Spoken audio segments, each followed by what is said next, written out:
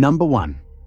Meet Tom, a true adventurer, former sailboat captain, and passionate traveler who shares his exciting experiences on his YouTube channel, What in the World. His videos take viewers along on incredible journeys, and in this one, Tom is canoeing solo across Canada, from the Rocky Mountains all the way to Montreal. Along the way, he camps deep in the wilderness, soaks in breathtaking landscapes, and deals with the challenges that come with such a daring expedition. But on this particular day, something unexpected happens, something he'll never forget. It's August 1st, 2024, and the morning sun casts a warm golden light over the river as Tom paddles peacefully, enjoying the beauty around him. Everything seems calm and perfect until a strange sound from the riverbank suddenly breaks the silence. Looking closer, he spots a dog. Doesn't look very well. Puppy, maybe he's stuck. You okay? He doesn't look okay. Can't see anyone, there's no tracks. He's covered in mud. But I'm gonna see if I can do something, see if I can help him. He seems to be crying. Oh, buddy, how long you been here? Are you stuck? You stuck? Just log on you or something.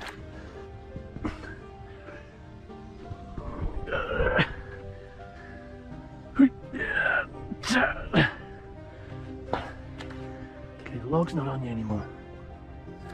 Are you okay? What's wrong? Talk to me.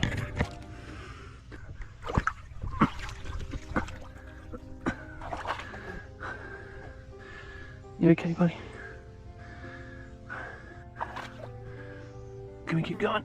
A bit more.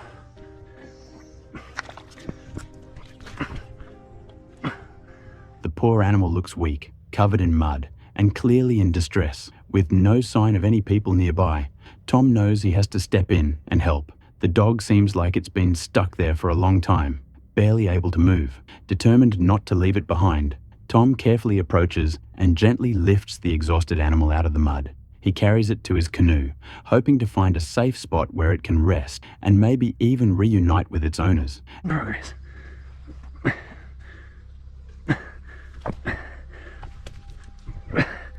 And then I'm going to get you on the canoe, okay? You've probably never been on a canoe before, but it's the only way. Might be a little bit scary.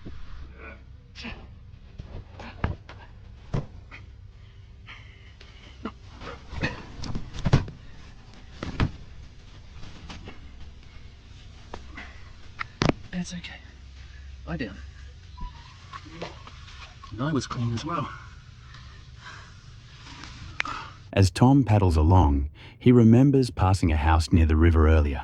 With a renewed sense of purpose, he turns the canoe around and heads back in that direction, hoping someone there might recognize the dog. The poor animal, too weak to bark properly, lets out faint cries that tug at Tom's heart. When they reach the house, Tom secures his canoe and helps the dog onto the dock. I was there and it was barking in such a way that it had lost its voice. So he or she's been barking for a long time and can't bark anymore.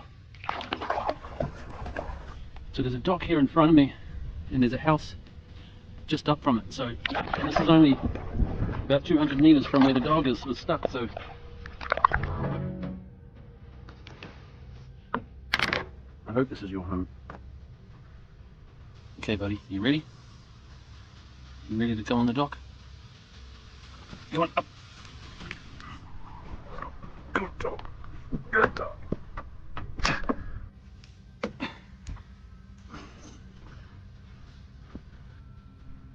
Hello? He knocks on the door, hoping for the best. A man answers. Hello, how are you? Hey, I'm just canoeing. I'm canoeing across Canada. Oh yeah. And I was just canoeing past and I saw a dog that's been stuck in the mud. Oh no. Is it livestock? Yeah, I was wondering, is it your dog? Yeah, probably white one. Yeah. Oh, It looks like he's been there a long. looking for a long time. It looks like he's been there a long time. Where is she? I dragged him out of the. I don't know if it's a girl. Is it a girl? I dragged her out of the mud and put her on my canoe, and I brought her here on your dock. Thanks, because I've been looking for her. I looked down there too. She's a nice dog. I was worried at the beginning. She's 14 years old. Oh, she can't move her back legs very well. I don't know if that was normal, but I had to move a log from that was on the back of her. She was in the water, half in the water, half in the mud. And I looked all over for her. She's been gone 2 days. It looks like she's been there a while. And after a brief conversation, it turns out that the dog belongs to him. The man has been searching for his beloved pet, who's 14 years old and had gone missing 2 days earlier. Overwhelmed with relief, he rushes to check on her. Tom explains how he found the dog stuck in the mud, half submerged in water, and had to move a log off her back to free her. The man is beyond grateful, saying he had feared the worst after searching everywhere without success. Better give her a bath, eh? What were you doing going in there, you silly old dog? Only you're lucky you came along. I've been looking all over for you, but she wasn't barking or nothing. Well, she's been missing for a couple of days. You better get some water and wash you off. I saw a dog bowl on the side of the house. Should I get that? Want some water? That's probably last thing. Yeah, no, yeah, just in case. Get some warm water. Dump it in here so I can just put it on her.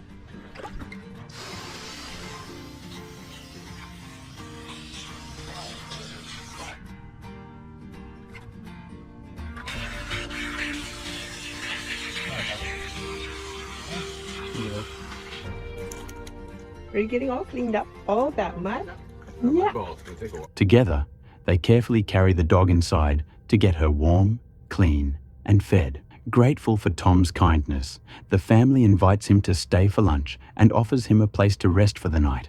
That evening, Tom enjoys a hearty meal and shares stories with them. Subscribe and help us reach 10,000 subscribers. 90% of the people watching have not subscribed yet, so please do, it's free. Number 2.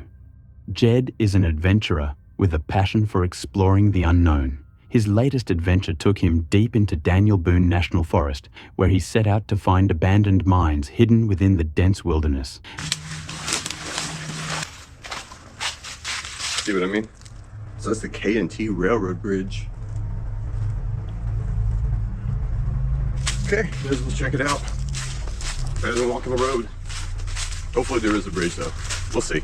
Danger, peligro, unsafe mine shafts and high walls, good gas, lack of oxygen, unsafe ladders, unstable explosives, and deep pools of water.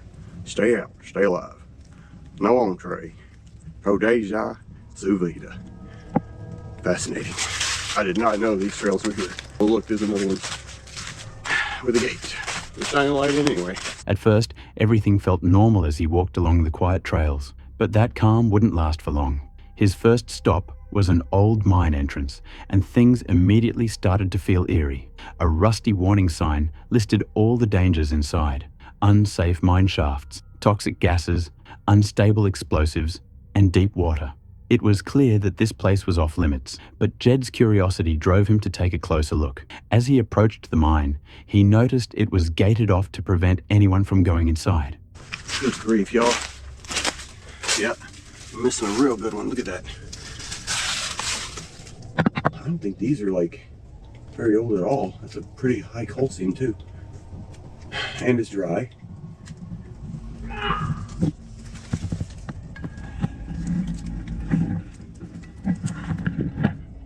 What the freak?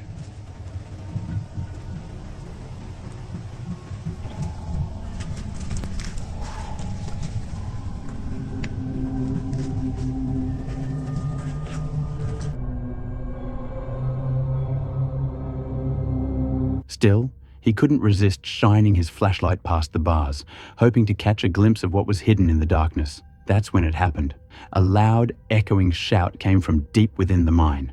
Jed froze in place, heart pounding. He shouted back, but there was no reply, just silence. The uneasy feeling grew stronger. Something wasn't right. Was someone trapped inside? And if so, why weren't they calling for help? Trying to shake off the tension, Jed continued exploring the area. He found another mine entrance, but by this point, his nerves were on edge. Every rustle of leaves and distant sound made him jump. Whatever had happened back at the first mine left him rattled, and he decided it was best to cut his exploration short. To this day, Jed still doesn't know who or what made that eerie sound. Was it just the wind playing tricks on him? Or was there something or someone lurking deep within the abandoned tunnels? Number 3. While hiking through Aokigahara, Japan's infamous suicide forest, a man came across something truly unsettling.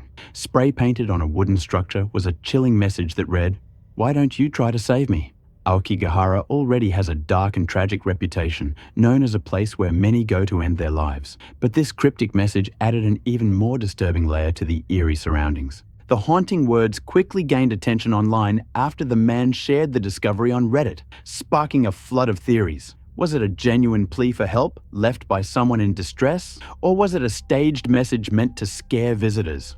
Number 4. Snow and Kurt, an adventurous couple living full-time in their trusty Sprinter van, were always on the lookout for the perfect camping spot.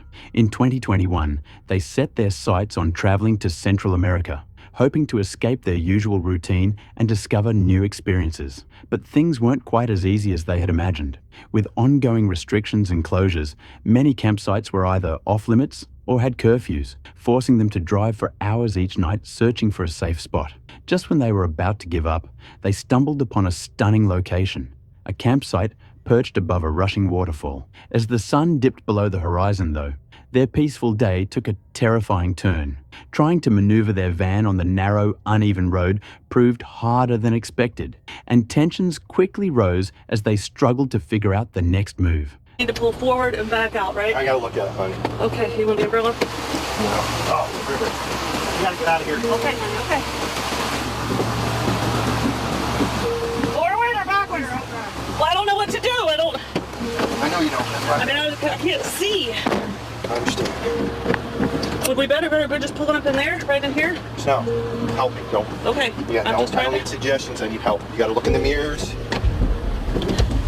Oh, crap, look at that. It's just a short gap on the road before it turns into the road again. Are you gonna try to back out or turn around? I don't know, hon. I'm Okay, just going. Okay. Oh, fuck. I don't know. Oh, shit. Help, don't panic, help. I'm not. Help, mirrors, I need... Keep going. I can't see on my left side. You just gotta go. Their frantic back and forth captured the sheer panic of the moment. Every turn seemed to bring them closer to disaster, and at one point, they feared they might lose control of their beloved tiny home on wheels entirely. Fortunately, after what felt like an eternity of near misses, they managed to navigate back to safer ground. Hey, pull forward here. Pull forward here. You gotta look. I need help. What I think you should do is... Look for objects. I don't need instructions. I need you to look for objects. You got... I don't know where the case is, so... I don't know. I can't see on your side. I don't have the case to put this away. Stop! Go forward, go forward, go forward. Go forward. Okay, turn left. Go right up here and stop. Just go right up here into these trees and stop. Shaken but unharmed, it was an experience they wouldn't soon forget. A reminder that life on the road can be beautiful, but it's not without its wild, heart-pounding moments. Number 5. A man was last seen standing calmly on a sheet of ice, drifting down the Missouri River.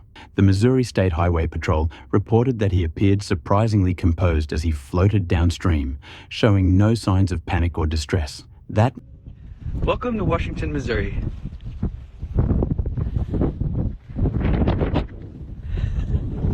Welcome to the middle of the Missouri River.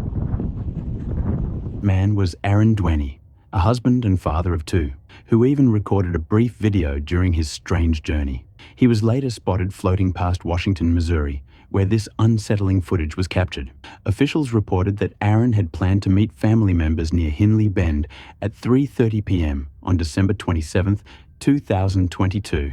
Tragically, he never reached his destination and is now presumed deceased, leaving behind a haunting mystery and countless unanswered questions. Number 6. The next clip comes from Brendan Explores, a YouTube channel dedicated to outdoor adventures and solo camping trips. Brendan often ventures deep into remote locations, documenting his peaceful, off-the-grid experiences. On March 17, 2025, he set up camp near a quiet reservoir, hoping for a calm, uneventful night. But things took an eerie turn when multiple cars suddenly arrived in the dead of night. Brendan noticed figures emerging from the vehicles and lingering near his van. Their headlights illuminated the area, and one person, wearing a headlamp, approached the back of his van, making the encounter feel intrusive and unsettling. Initially, Brendan had expected solitude, but instead, his quiet night quickly spiraled into something tense and unnerving. We've got a car outside.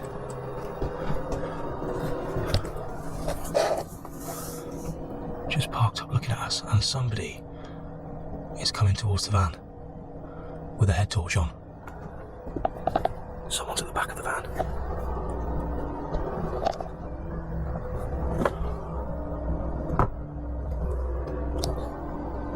What the hell is this person doing? He's just sat there. The headlights shine at the van. There was absolutely no reason why anyone should be down this road at this time of night unless they're camping. That's a car, not a van. Another car's just pulled up.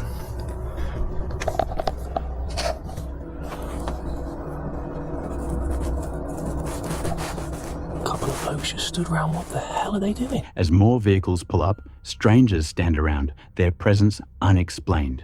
With the number of people increasing and their intentions unclear, Brendan makes a smart decision. Someone else has bloody pulled in now. Why are they coming that close? This is weird. We got another one turning up.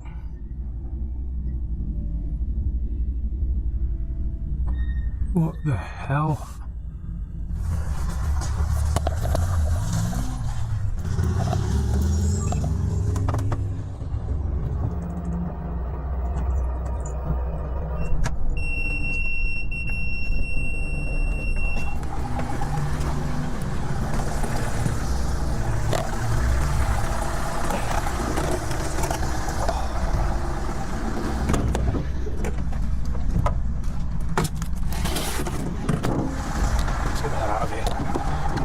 Way too many of them. Not enough of me. He quickly packs up and drives off to find a safer spot. Thankfully, he escapes without harm. Look at them all, look. Look at them all.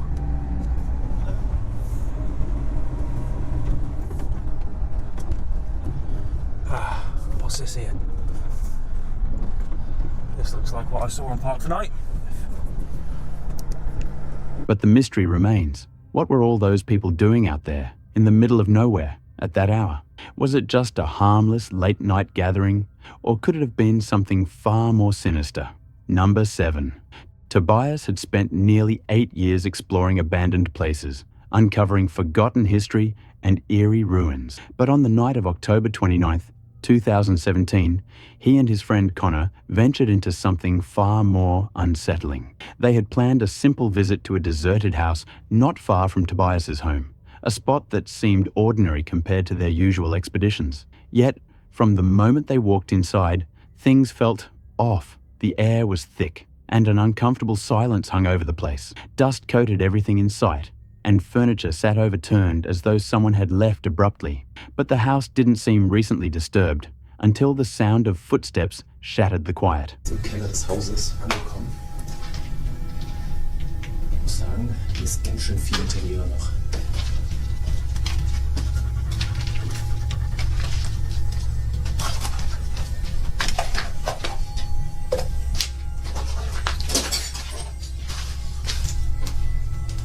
Frozen in place, Tobias and Connor listened as the sound echoed from upstairs. They instinctively killed their flashlights, blending into the darkness.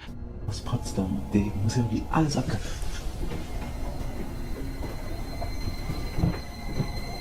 Was ist denn hier? Keine Ahnung. Da war noch ein Schutt daneben.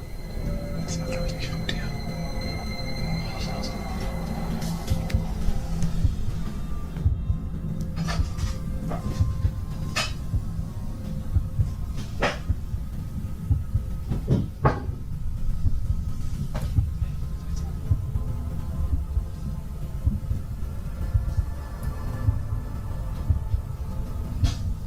Moments later, the footsteps began descending the stairs. Then, they saw it. A figure emerged, its faint light flickering as it moved past them without hesitation. It walked calmly, showing no sign of surprise, fear, or even curiosity about the strangers standing right there. Tobias and Connor didn't dare move. They stood rigid, holding their breath as the figure slipped into the shadows.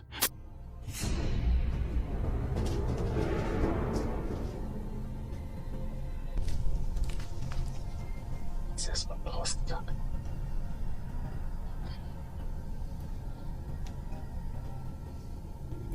Ich habe aber nichts gehört, dass sich jemand um uns entfernt hat. Wir werden aber anders nicht rauskommen, wir müssen runter. Lass uns zum Kellertreppe gehen und da nochmal horchen, ob wir unten noch irgendwas hören. Okay, also leise wie möglich.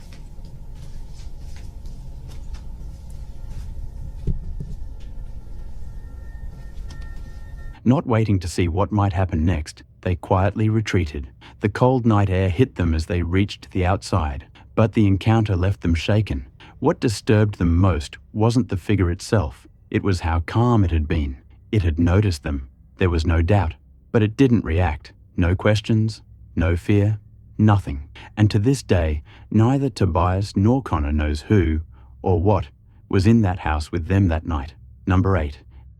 Imagine stepping inside a place with a grim and chilling past, where the air is thick with tales of death, suffering, and unsolved mysteries. For most, it's the kind of place to avoid.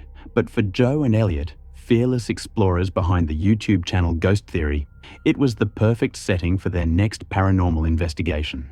Over the past 3 years, they had ventured into some of the UK's most terrifying abandoned locations, but nothing could have prepared them for what they encountered on November 15th, 2021, when they set their sights on one of Germany's most haunted locations, Baylitz-Heilstätten Hospital. This sprawling complex, originally built near Berlin in 1898 as a tuberculosis sanatorium, had gained a notorious reputation over the decades. With countless deaths and even reported murders within its walls, the hospital had been abandoned for years, leaving behind decaying rooms and eerie whispers of restless spirits. Joe and Elliot arrived at the hospital as darkness fell, ready for a night they would never forget.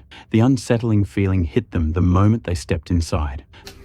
We are in 100% the creepiest place I've ever been in my life. I know you're up there. Yeah, Elliot's just dislocated his shoulder. Not in here. It's not handy. I just looked at it by sleeping outside. But this is the building. I'm not even joking, I am actually shaking right now. Oh God. I feel so, I've never felt this nervous in an abandoned house, in an abandoned building. The silence was suffocating, and the air felt heavy, as though the building itself held secrets it didn't want to share. As they explored, it didn't take long for things to get strange. The vibe in this place. And that says it all. Doesn't it? What even is that made of? That's still wet. What? Is it not? It is. It's the wet. I mean, what's this? Is it paint? Smell it. Doesn't smell of anything, does it? No.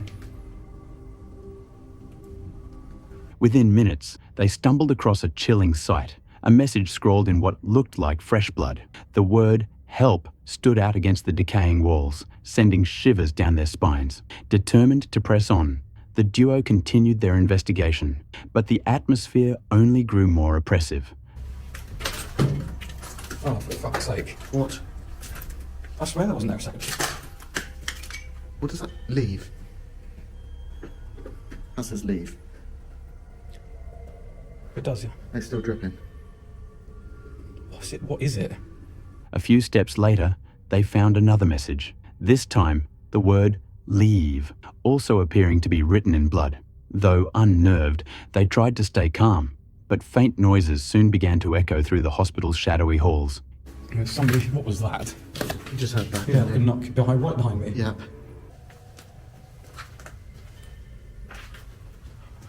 What? I just heard furniture dragging from upstairs. That.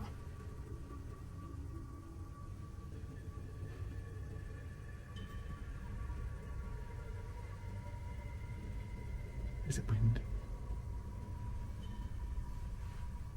Can you hear that? I could hear lots of odd things, I don't know. Creaks, whispers, and what sounded like dragging footsteps made it clear they weren't alone. As they ventured deeper, they heard the dragging sound again, this time from upstairs. Although every instinct told them to leave, Joe and Elliot pushed forward, climbing to the upper floors despite the crumbling, treacherous structure. I kind of don't want to go up there. I'm being totally honest, I have never been so terrified of a building in my life. I don't want to stop recording because I feel like something's going to happen. Okay. Do you know what I mean? I feel like... Yeah. Just... What even is that? Is that a bag of fucking blood? It's a blood bag. Is that where the blood's come from? It's a blood bag. There was actually... Oh my god. It's a blood bag.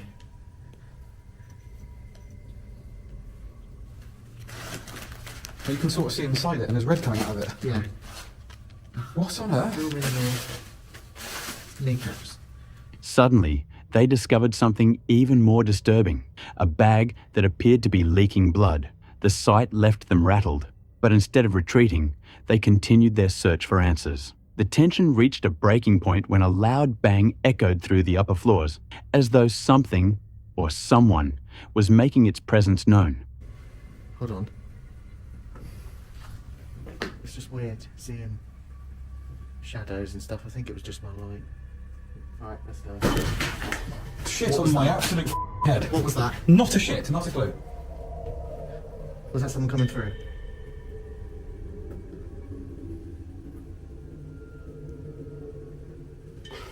Did that come from up here? Wait, no, down here. Right. Down here.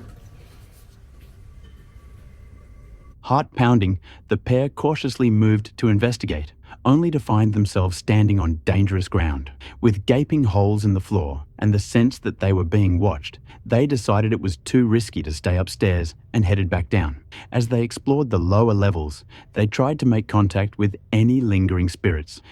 Right. Really sorry guys about the upstairs. There's no way, it's just carpet. It's just too dangerous, so we're just going to stick to the downstairs, which is the bigger part of the entire hospital anyway. And I think the upstairs is only sort of some bedrooms. There is so much going on down here right now. Seriously. Is there anyone else here with us? That was instant. Is there anyone from the spirit world who wants to communicate with us?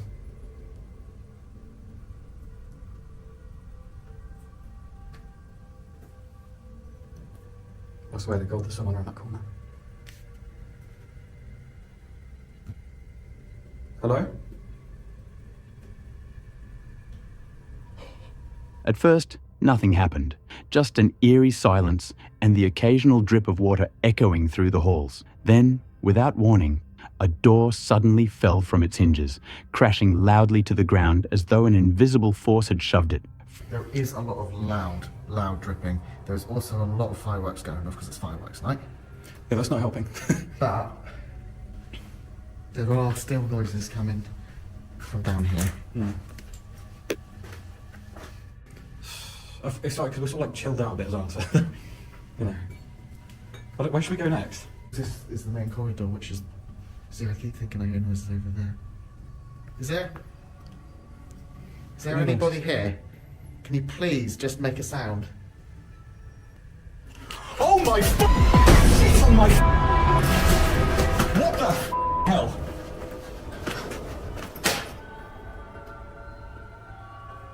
Did you get that on camera? I don't know. I have absolutely no idea. Sake. I'm shaking. Please tell me we got that on camera. I don't know. What the hell?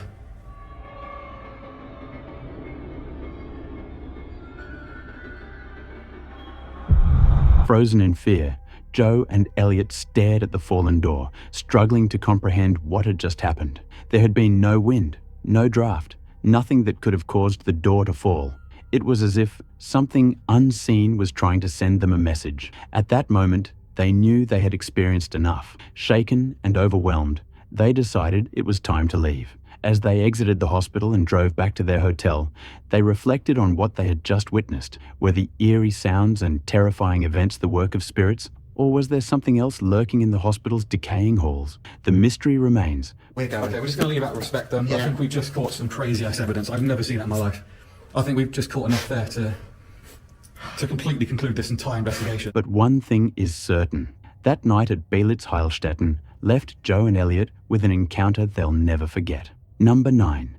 For fans of wild camping, YouTuber Novice Wild Camper brings both joy and useful tips through personal stories, gear reviews, and thrilling outdoor experiences. But in one unforgettable video, the camper shares a harrowing tale that left him vowing never to return to a particular forest. It starts off like a typical camping adventure, setting up a secluded site surrounded by nature's peace. As night falls, he enjoys the campfire and prepares for sleep. However, things take a terrifying turn around 3 a.m. when he's abruptly woken by rain and strange noises. By 4 a.m., he's no longer at the campsite. Instead, he's in his car, recounting what drove him to flee in the middle of the night. According to the camper, rocks were being thrown near his tent multiple times, but when he checked outside, no one was there.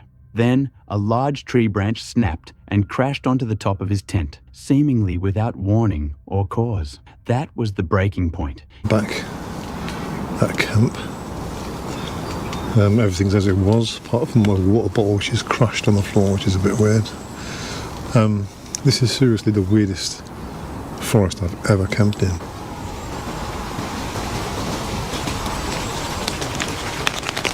And this was not enjoyable. Not in the slightest. It was weird. But even just now, before I turned the camera on, things are just crashing down around me. It's all quiet and I don't like it here. I'm getting packed up. Stuff the vacant walls.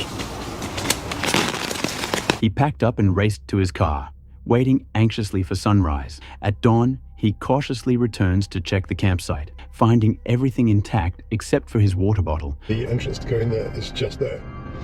And there's a man just walking down the road by me, and he saw me and he went, "All right." And I was like, "All right."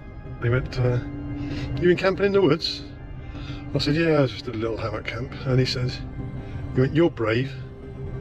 I said, "Why is that?" And he went, "People have done it before, no one's lasted." Which had been mysteriously crushed.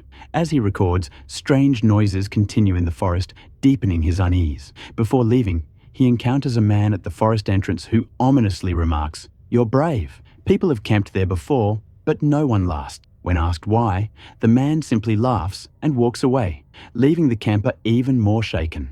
Though the video lacks concrete evidence of the paranormal, the camper's fearful reactions and detailed account have sparked debate. Some viewers believe his experience, while others remain skeptical. What do you think? Could it be something supernatural or just a series of eerie coincidences? Number 10. Meet Nikki, the creator behind Nikki TV, a YouTube channel where she takes viewers on car camping adventures in her trusty Toyota 4Runner. Through her authentic and down-to-earth videos, she shares the ups and downs of solo camping, bringing her audience along on her outdoor explorations. In her first camping trip of 2025, Nikki was excited to break free from the indoors after a rough battle with pneumonia. She packed up her gear, loaded her 4Runner, and set off, eager to embrace the wilderness once more. If you are new here, I'm Nikki, and this is Nikki TV. As you can see from the mess behind me, I just came home from work a couple hours ago and just threw everything in the back of the 4Runner, took out the bed platform, threw in a tent and a chair and some things, and we're here. Her excitement shone through as she welcomed viewers to her channel and shared her plans for the overnight trip. Once she arrived at a quiet, remote campground, Nikki set up her tent and sleeping area with practiced ease. She noted something unusual early on. Well, we made it to camp. So let's get set up.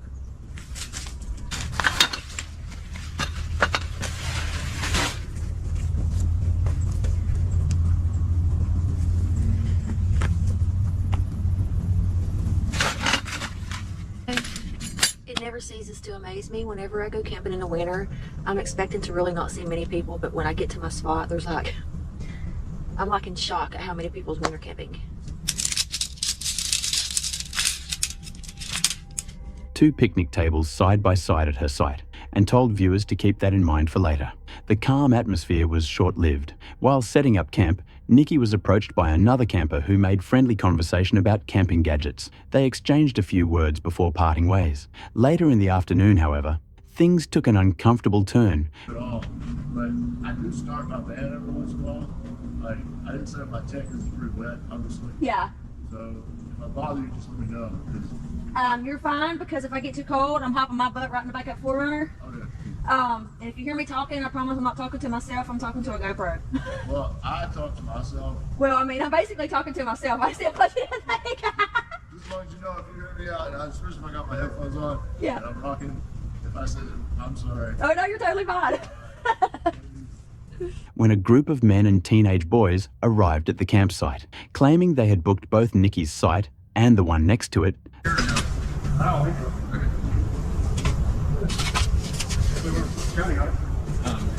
A group of people with a bunch of teenage boys just started setting up.